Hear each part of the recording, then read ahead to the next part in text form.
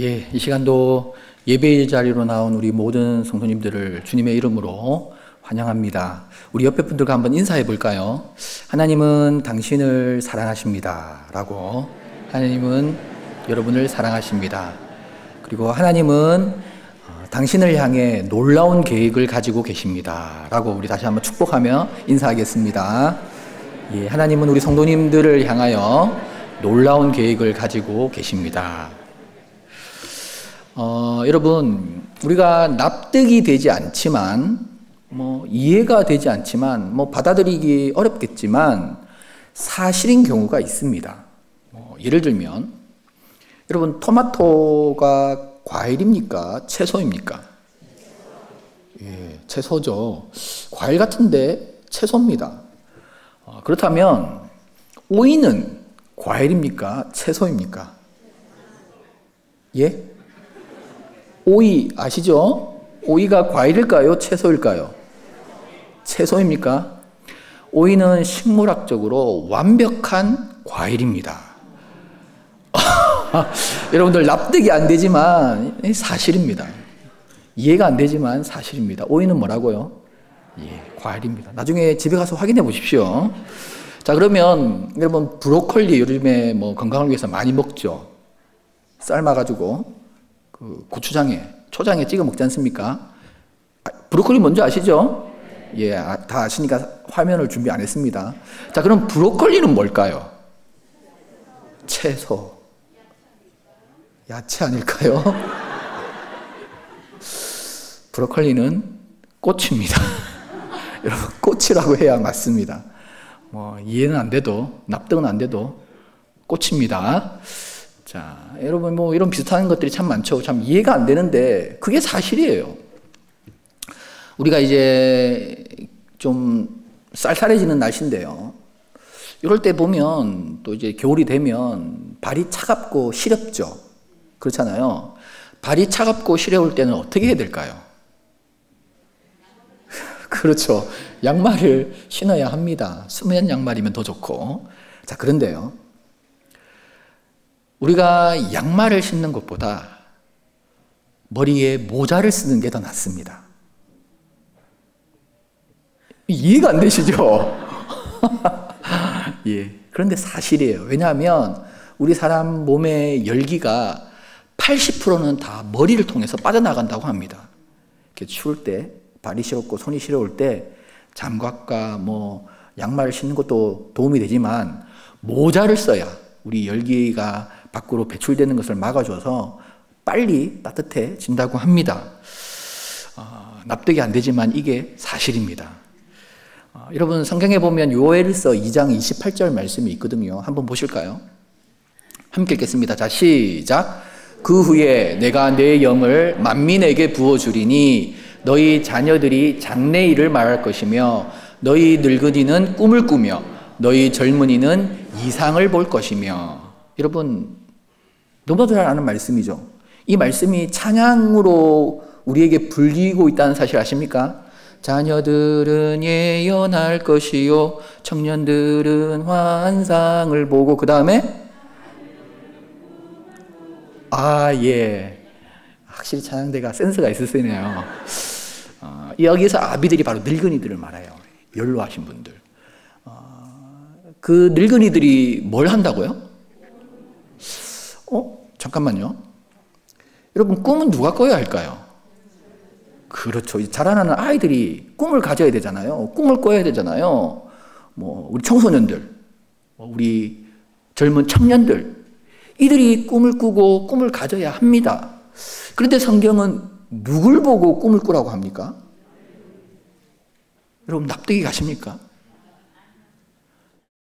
그렇죠. 납득이 안 가죠. 저만 안 가는 줄 알았더니 다 안 가시네요. 예, 맞습니다. 왜 하나님께서, 예, 참고로 저는 이제 핸드폰을 두고 내려옵니다만은, 하나님께서, 진짜 우리가 납득이 안 가거든요. 왜 아이들을 향하여, 젊은이들을 향하여 꿈을 꾸라라고 말씀하시지, 왜 이제, 얼마 후면 하나님 앞에 갈 사람들을 향하여 꿈을 꾸라고 하시는가? 성경에 보면 꿈 하면 생각나는 사람이 있습니다. 누구죠? 그렇죠. 요셉입니다. 꿈 하면 요셉이 생각나는데요. 요셉은 정말 꿈꾸는 사람이었습니다. 꿈의 사람이었습니다. 꿈의 대명사였습니다. 그래서 요셉의 형들이 요셉을 향하여 어떻게 부르고 있는가? 여러분 창세기 37장 19절을 확인해 볼까요? 저 멀리서 요셉이 옵니다. 그때 형들이 말합니다. 서로 이르되 꿈꾸는 자가 오는도다. 요셉을 향하여 꿈꾸는 자라고 부르고 있습니다. 정말 요셉은 꿈꾸는 자의 대명사였습니다. 자, 그런데요.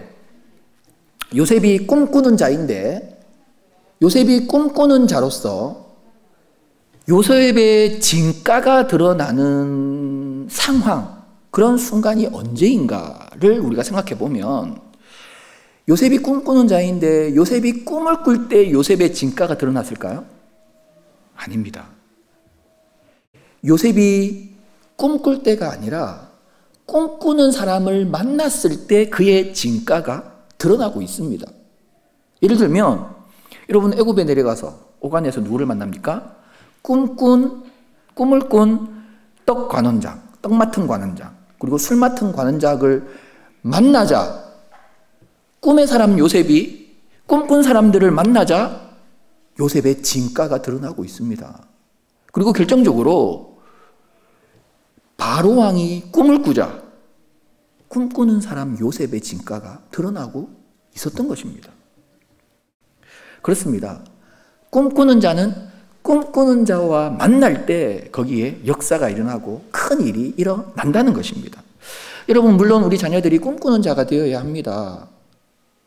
이 자녀들이 정말 하나님 앞에서 꿈을 꾸며 자라가며 또 그 꿈을 이루는 자들이 되어야 하는데요. 우리 자녀들이 꿈꾸는 자로서 그들의 꿈이 언제 이루어지는가? 어떻게 이루어지는가? 그것은 꿈꾸는 부모를 만나야 합니다. 꿈꾸는 어른들을 만나야 하는 것입니다. 꿈꾸는 자는 꿈꾸는 자를 만날 때 역사가 일어나게 된다는 것입니다. 그래서 당연히 자녀들은 꿈을 꿔야죠. 그러나 여기에서 머물지 말고 우리 어른들이, 우리 기성세대들이 동일하게 꿈을 꿔야 한다는 것입니다. 내가 꿈을 꿀 때 꿈꾸는 자녀와 만나서 여러분 이 꿈이 이루어지는 역사가 나타나게 된다는 것입니다. 그래서 우리가 늙어도 꿈을 꿔야 합니다. 나의 손주들, 꿈꾸는 손주들이 꿈꾸는 우리 할아버지 할머니와 만나서 그 꿈에 놀라운 역사가 일어나게 된다는 것입니다. 여러분 마찬가지입니다. 하나님은 우리에게 우리의 삶 속에 또 우리 공동체 속에서 새 일을 행하십니다. 우리 인생의 새 시대를 여시고 또 우리 공동체에 새 시대를 열기를 우리 하나님은 너무나도 원하십니다. 자, 그렇다면 누가 새 시대를 열어야 하고 누가 그 새 시대의 주인공, 주역이 되어야 할까요? 다음 세대인 우리 자라나는 우리 아이들이 새 시대를 열어야 하고 새 시대의 주인공이 되어야 하죠.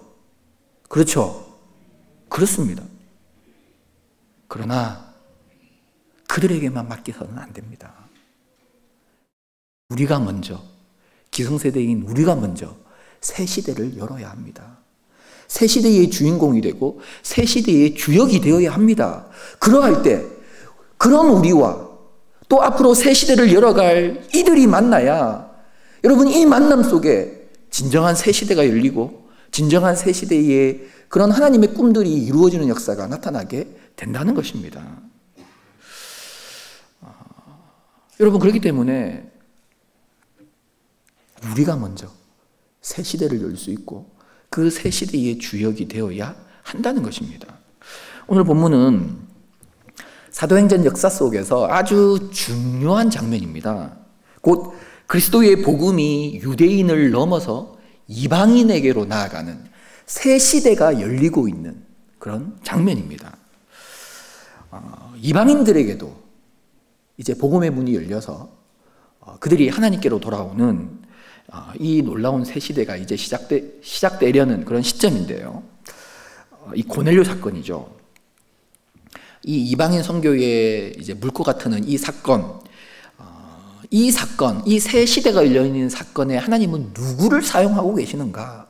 누가 이 새 시대에 주역이 되고 있는가? 성경을 보니까 베드로가 사용되고 있습니다. 베드로. 왜 베드로인가?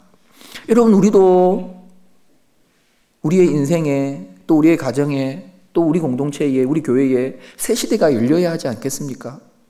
여러분, 그 새 시대에 우리가 주역이 되어야 하지 않겠습니까? 우리 또한 하나님의 도구로 쓰임받아야 하지 않겠습니까? 그렇다면 베드로가 왜 도구로, 주역으로 사용되고 있는지 여러분, 우리는 그 이유를 알아야 한다는 것입니다.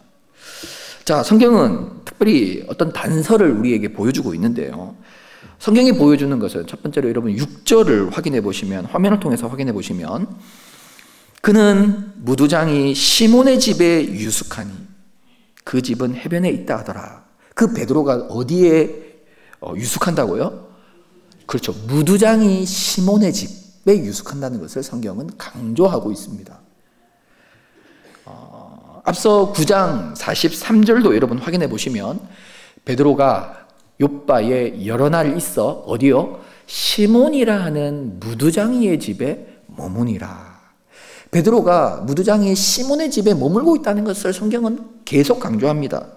그리고 10장 32절도 다시 한번 강조하는데요. 사람을 욥바에 보내어 베드로라 하는 시몬을 청하라. 그가 바닷가 무두장이 시몬의 집에 유숙하느니라 라고 말합니다. 왜 베드로인가?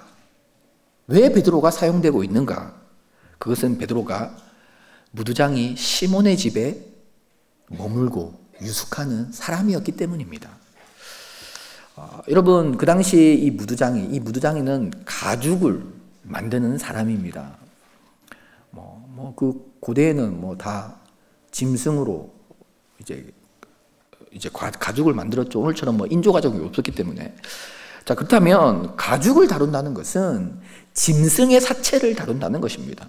죽은 짐승을 만지고 또 거기에서 흘러나오는 피를 만지는 사람입니다. 그리고 그 당시에는 이제 가죽을 일종의 가공이라고 할까요? 처리할 때 지금처럼 좋은 약품들이 없었기 때문에 뭘 사용했냐면 소변을 사용했습니다. 자, 그렇다면 이 시몬 무두장이는 늘 짐승의 사체와 피를 만질 수밖에 없고 또 사람의 배설물을 만질 수밖에 없는 그런 상황의 사람입니다. 자, 그런데 유대인들은 죽은 짐승, 죽은 사체를 만지는 것, 또 피를 만지는 것을 부정하게 생각했습니다. 그리고 배설물을 또 부정하게 여겼습니다. 그래서 그걸 만지면 부정해진다라고 이렇게 생각을 했던 것입니다. 그래서 유대인들의 입장에서 보면 무두장이는 부정한 사람. 그래서 사람 취급을 안 했습니다. 그래서 그들의 공동체에서 격리되어 살아가야 하는 사람. 성경에서도 이 무두장의 집이 저 해안가에 있다는 것은 그런 어떤 마을에서 벗어나 있었다는 말입니다. 자, 그렇기 때문에 유대인들은 이 무두장이를 꺼려했고 함께하기를 싫어했고 멀리했습니다. 또 부정하게 여겨서 인간 이하 취급을 했습니다. 실례로 어떤 여인이 이 약혼을 했는데 약혼을 하고 나니 그 대상이 무두장인 거예요. 그러면 여러분, 그 당시 그 여인이 약혼을 파혼할 수 있었습니다. 파기할 수 있었습니다. 당연한 거 아닌가 여러분 생각하지만 여러분, 지금도 중동에는 여성의 권리가 바닥을 치고 있습니다. 여러분, 2000년 전에는 여성에게는 그럴 권리가 없습니다. 그런데 무두장이한테는 그럴 수 있다는 거죠. 그 말은 무두장이가 더 인간 취급을 못 받았다는 말입니다. 자,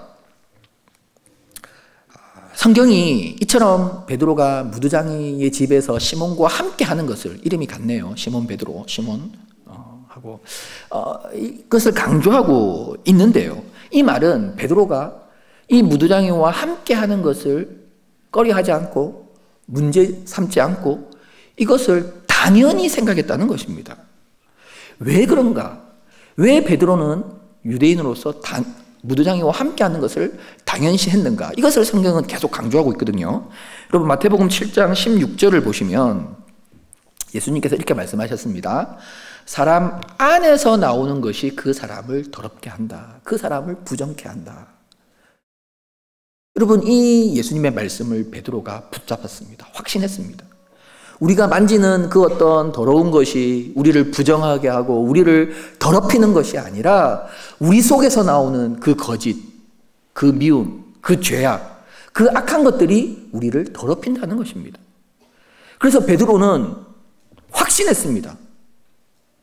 무도장이는 결코 복음 안에서 더러운 사람이 아니다. 부정한 사람이 아니다. 그가 만지는 것들이 결코 우리를 부정케 하는 것이 아니라 우리 속에 있는 것들이 우리를 부정케 한다. 이 믿음, 이 확신, 이 예수님의 말씀을 베드로는 붙잡았다는 것입니다.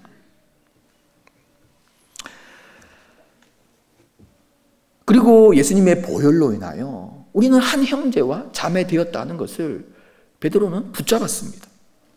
여러분 여기서 우리가 알 수 있는 것은 베드로는 지금 당장 이방인에게까지 나아가지는 못하고 있습니다.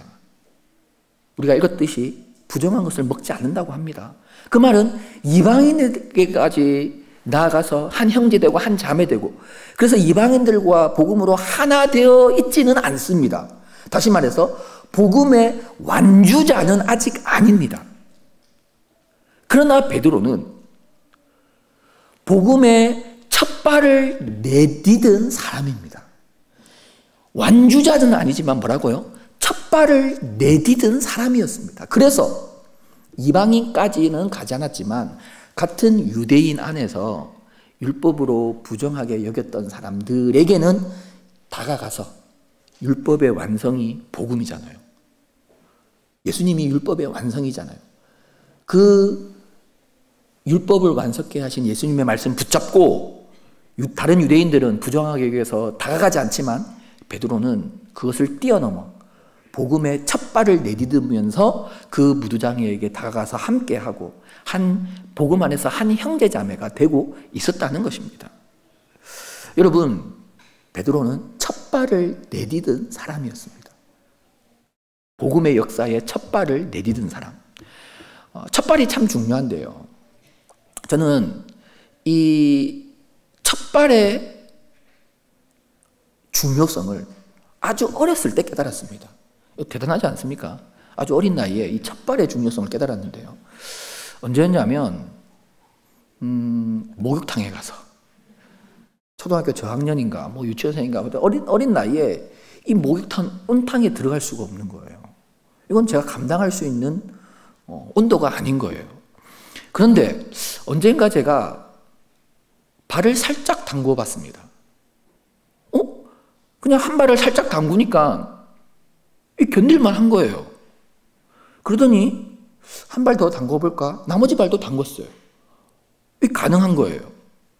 그리고 조금 있다가 한번 무릎까지 들어갔는데 이게 또 가능하네요. 그러다가 하반신, 그러다가 상반신까지.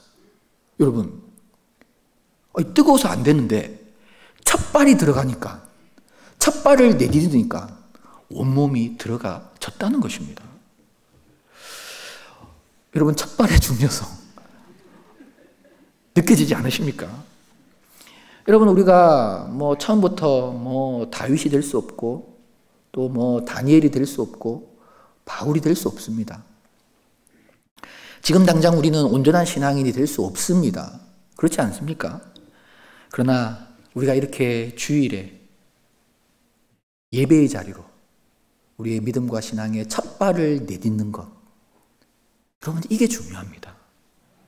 나는 연약하지만, 나는 아직 부족하지만, 나는 아직 세상의 세파에 많이 흔들리지만, 유혹에 많이 흔들리지만, 그러나 우리가 믿음으로 첫 발을 내딛는, 주일 예배에 나와서 하나님께 예배하는 이 첫 발을 내딛는 이것이 너무나도 중요하다는 것입니다. 그러면 하나님의 때에 하나님의 은혜 속에서, 하나님의 역사 속에서 한 발 더 내딛고 한 발 더 내딛고, 그러다가 우리의 신앙이 은혜에 푹 잠기는 그때가 반드시 여러분 찾아오게 된다는 것입니다. 여러분, 믿음의 첫 발, 참 중요합니다. 마찬가지로 여러분 복음으로 이방인들에게 또 열방으로 전 세계로 나아가는 이 하나님의 새 시대에도 첫 발을 내딛는 게 너무나도 중요하다는 것입니다. 베드로는 이 복음의 역사에 첫 발을 내딛은 사람이었다는 것입니다. 이방인까지는 아니지만 같은 유대인인 무두장에게는 갈 수 있는 첫 발을 내딛은 사람, 그 베드로를 우리 하나님은 새 시대의 주역으로 사용하고 계신다는 것입니다. 여러분, 그렇기 때문에 우리가 하나님이 펼쳐주시는 새 시대를 열고 또 우리가 그 시대 속에서 새 시대의 도구로 쓰임받고 주역이 되기 위해서는 우리도 베드로처럼 첫 발을 내딛는 사람이 되어야 한다는 말입니다. 그렇다면 우리가 내딛어야 하는 첫 발은 무엇입니까? 다시금 본문으로 들어가 보면 9절 화면을 보시면 이튿날 그들이 길을 가다가 그 성에 가까이 갔을 그때에 베드로가 기도하려고 지붕에 올라가니 그 시각은 제 6시더라. 성경은 이 첫 발을 내딛은 사람 베드로가 기도하는 사람이었음을 우리에게 말하고 있습니다. 그렇습니다. 무엇보다도 기도가 중요합니다. 우리가 흔히 일을 할 때 소통이 되어야 한다, 서로 소통이 되어야 한다라는 것을 강조하지 않습니까? 이게 소통이 되지 않으면 일이 되지 않습니다. 과거 바벨탑 사건 때 하나님께서 그 인간들의 계획의 악함을 보시고 그 바벨탑을 세우는 일을 하나님께서 중단시키셨는데 어떤 방법이셨죠? 언어를 혼잡케 하면서. 언어를 혼잡케 한다는 것은 서로 말이 통하지 않는, 소통이 되지 않는 상태였다는 말입니다. 소통이 되지 않으면 일이 되지 않습니다. 여러분, 마찬가지로 결국 우리가 하나님이 펼쳐주시는 새 시대에 하나님의 도구로서 쓰임받기 위해서는 소통이 되어야 합니다. 하나님과의 소통이 되어야 한다는 것입니다. 하나님과의 소통은 기도입니다. 기도. 우리는 기도를 통해서 하나님과 소통하는 자들이 되어야 합니다. 그럴 때 하나님께서 여시는 새 시대에 우리를 사용하신다는 것입니다. 그리고 베드로의 기도에서 중요한 것은 베드로는 습관을 따라 기도하는 사람이었음을 말하고 있습니다. 베드로가 6시에 이 시간을 강조한다는 것은 그 시간에 습관을 따라 기도했다는 것입니다. 그리고 사도행전 3장 1절도 보면 제9시 기도 시간에 베드로는 시간을 정해놓고 습관을 따라 기도했다는 말입니다. 여러분, 습관이 또 우리 사람에게는 참 중요한데요. 30년 암 박사로 이제 활동하고 계시는 그 암을 손님처럼 대접하라의 저자인 이병욱 박사를 여러분 잘 아실 것입니다. 암 관리법을 다루는 이 책이고요. 두 번째 책을 또 한 2년 전에 이제 발간했는데요. 그 책 제목이 나는 삶을 고치는 암 의사입니다라는 책입니다. 이 책을 통해서 이병욱 박사는 암 환자들에게 말을 합니다. 암을 불러들였던 생활 습관, 생각 습관에서 벗어나 암이 떠나는 생활 습관, 생각 습관을 하십시오 라고 합니다. 다시 말해서 암이 떠나는 생활 습관 또 생각 습관으로 살아간다면 말기 암이라고 하더라도 10년 넘게 건강히 잘 살 수 있습니다 라고 이 책에서 말하고 있습니다. 그래서 그는 암 환자에게 또 이것을 강조하거든요. 지금부터 그동안 살았던 것과 정반대로 사십시오. 이 말은 결국 우리의 습관이, 생활 습관이 또 우리 생각의 습관이 이런 큰 병을 가져왔다는 것입니다. 이 습관을 고치면 그 병을 고칠 수 있다는 말입니다. 여러분, 습관이 사람을 만들어갑니다. 습관이 중요합니다. 그렇기 때문에 기도도 습관을 따라서 기도할 수 있어야 한다는 것입니다. 습관을 따라서 우리가 기도할 때 우리는 하나님이 여시는 새 시대에 베드로처럼 주인공이 될 수 있다는 것입니다. 왜냐하면 여러분, 습관을 따라 기도하는 것은 우리가 더 넓게 보면 이것은 예수님을 따라가는 것입니다. 누가복음 22장 39절을 확인해 볼까요? 예수께서 나가사 습관을 따라 감람산으로 가시매. 왜 감람산으로 가십니까? 기도하러 가시죠. 습관을 따라 기도하러 가시매 제자들도 따라갔더니. 우리가 습관을 따라 기도한다면 우리도 제자들처럼 예수님을 따라가는 것이 됩니다. 자, 그렇다면 우리 또한 습관을 따라 기도해야 하는데요. 이 습관을 따라 기도한다는 것은 여러분, 교회가 공식적으로 정한 시간에 함께 모여서 기도하는 것입니다. 여러분, 교회가 공식적으로 정한 시간에 함께 모여서 기도하는 이 기도에 첫 발을 내디딜 수 있기를 바랍니다. 그동안 교회 공식적인 기도회에 한 번도 오지 않으셨다면 첫 발만 내디디십시오. 이번 주에 한 발만. 그렇다면 금요일에 보면 금요 기도회가 있거든요. 흔히 불금이라고 하지 않습니까? 우리도 불금이 되어야 합니다. 기도로 불타는 금요일 저녁이 되어야 합니다. 여러분, 그래서 그동안 기도회에 오지 않으셨던 분은 금요일 날 한 발, 첫 발, 금요 기도회에 첫 발을 한번 내디뎌 보십시오. 혹 그동안 금요 기도회에 오셨던 분이면 수요 기도회에 또 첫 발을 내디뎌 보십시오.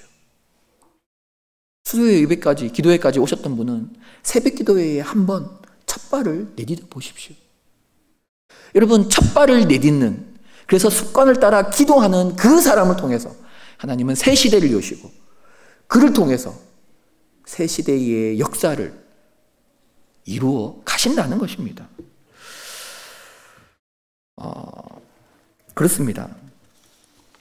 정말 우리가 습관을 따라서 기도하는 이 신앙의 첫 걸음을 내딛는 자가 되어야 합니다.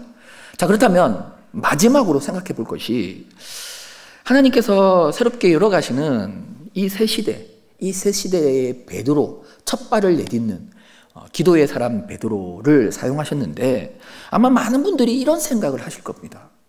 아니, 목사님, 그래도 베드로잖아요. 우리와 베드로는 다르잖아요. 베드로는 예수님의 제자 중에서 수제자, 대사도. 또 베드로는 예수님과 늘 동고동락하면서 예수님을 깊이 체험하고 경험한 우리와 차원이 다른 사람이잖아요. 베드로는 초대교회를 이끌었던 그런 지도자인데 어떻게 베드로가 그렇게 됐다고 우리도 그렇게 될 수 있습니까? 라는 어떤 의문이 드는 분들이 있을 것입니다. 그렇죠? 그렇지 않습니까? 여러분들의 의문이 맞습니다. 우리는 베드로가 아닙니다. 우리와 베드로는 차이가 납니다. 그렇다고 여러분, 하나님께서 베드로와 같은 그런 어떤 특별한 사람, 베드로와 같은 그런 어떤 걸출한 대스타만 우리 하나님께서 사용하실까요? 정말 하나님은 그런 베드로와 같은 그런 특별한 사람만 사용하시는 그런 하나님이십니까? 정말 우리가 믿는 하나님이 그런 하나님이십니까? 그래서 교회에서도 어떤 중직을 가진 사람만 하나님이 사용하십니까? 대를 이어서 교회에 충성해온 어떤 그런 집안, 그런 사람들만 우리 하나님이 사용하십니까? 어떤 특별한 사람만 사용하시는 분이 우리 하나님이십니까?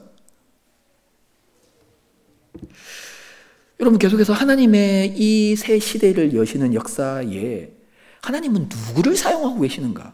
여러분, 살펴볼 필요가 있는데요. 사도행전 11장 19절을 눈으로 확인해 보십시오. 함께 읽겠습니다. 다시 시작. 그때에 스데반의 일로 일어난 환란으로 말미암아 흩어진 자들이 베니게와 구브로와 안디오까지 이르러 유대인에게만 말씀을 전하는데. 그래요. 유대인에게만 말씀을 전합니다. 베드로처럼 그냥 첫 발만 내딛고 유대인 안에서만 말씀을 전합니다. 그런데 11장 20절을 보십시오. 함께 읽겠습니다. 시작. 그 중에 구브로와 구레네 몇 사람이 안디옥에 이르러 헬라인에게도 말하여 주 예수를 전파하니. 여러분, 그 중에 또다시 첫 발을 내딛은 사람이 있었습니다. 이방인 헬라인에게 복음을 전했던 첫 발을 내딛은 사람들, 그 사람들이 구브로와 구레네에 사는 사람들이었습니다. 자, 계속해서 21절을 보시면 그들이 그렇게 했을 때에 주의 손이 그들과 함께 하심에 수많은 사람들이 믿고 주께 돌아오더라. 보십시오. 하나님께서 새롭게 열어가시는 열방을 향한 이 새 시대에 물론 베드로가 첫 발을 내디딜 수 있는 베드로, 기도의 사람 베드로를 사용하셨습니다. 그러나 다른 첫 발은 누구를 사용하고 계실까요?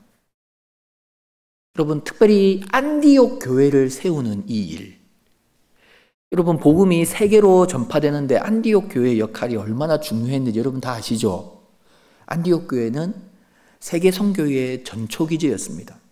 그리고 세계 선교를 향하여 나아갔던 바울, 바나바, 신라 등 마가도 있고 여러 팀들이 있지만 여러분 이 선교사들, 이 파송을 한 모교회입니다.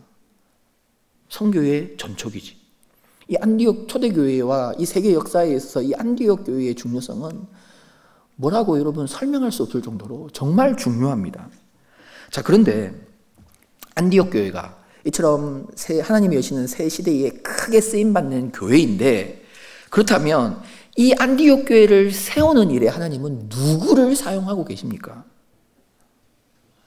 안디옥 교회를 통해서 새 시대를 여시려고 이 교회를 세우시는데 하나님은 누구를 통해서 이 교회를 세우고 계십니까? 베드로입니까? 요한입니까? 바울입니까? 그 당시 누구나 다 알고 있었던 그런 슈퍼스타들을 통해서 세우고 있습니까? 성경은 구레네와 구브로에서 온 몇 사람, 그 사람의 이름조차 밝히지 않고 있습니다. 그 무명의 사람들을 통해서 안디옥 교회를 세우셨던 것입니다. 안디옥 교회 입장에서는 베드로보다 이 무명의 사람들이 더 고맙습니다.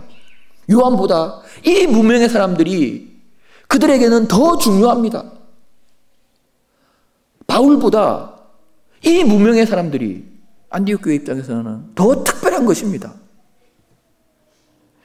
여러분, 이 중요한 사람들, 이 특별한 사람들, 성경은 그 이름조차 언급하지 않고 있습니다.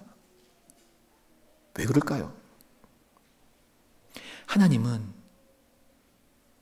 우리와 같은 무명의 그리스도인들을 통하여 새 시대를 여시고, 하나님이 여시는 그 새 시대에 비록 저와 여러분이 보잘것없는 사람이고 알려지지 않은 사람이지만, 무명의 한 사람이지만 하나님은 우리를 통하여 그 새 시대를 이루고자 하신다는 것입니다. 여러분, 우리가 무명의 사람들이지만 그러나 믿음으로 첫걸음을 내디디면, 기도의 첫걸음을 내디디면 우리와 소통하시는 하나님께서 우리를 통하여 새 시대를 여시고 그 새 시대에 우리를 주역으로, 하나님의 도구로 사용해 주신다는 것입니다. 여러분, 또 이렇게 한 주가 시작됩니다. 주일이 한 주의 시작인 게 얼마나 감사한지 모릅니다. 이번 한 주간 우리는 어떻게 살아가야 하는가? 여러분, 우리 또한 하나님께서 우리에게 펼쳐주시는 새 시대, 우리 인생과 우리 가정과 우리 공동체에, 우리 교회에 펼쳐주시는 그 새 시대에 우리는 믿음으로 첫 발을 내딛는 이번 한 주간의 삶이 되어야 합니다. 그것은 기도로 하나님과 소통해야 합니다. 여러분, 우리가 함께 모여서 기도하는 그 기도의 시간, 그냥 한 걸음만 내디디십시오. 그 한 걸음을 통해서 하나님은 우리와 소통하시고, 그런 우리를 통해서 새 시대를 여시고, 그런 우리를 사용해 주신다는 것입니다. 반드시 믿음으로 기도의 첫 걸음, 첫 발을 내디딜 수 있는 이번 한 주간의 삶이 다 될 수 있기를 축복합니다. 우리 시간 함께 찬양하도록 하겠습니다. 말씀을 기억하며 우리 함께 기도해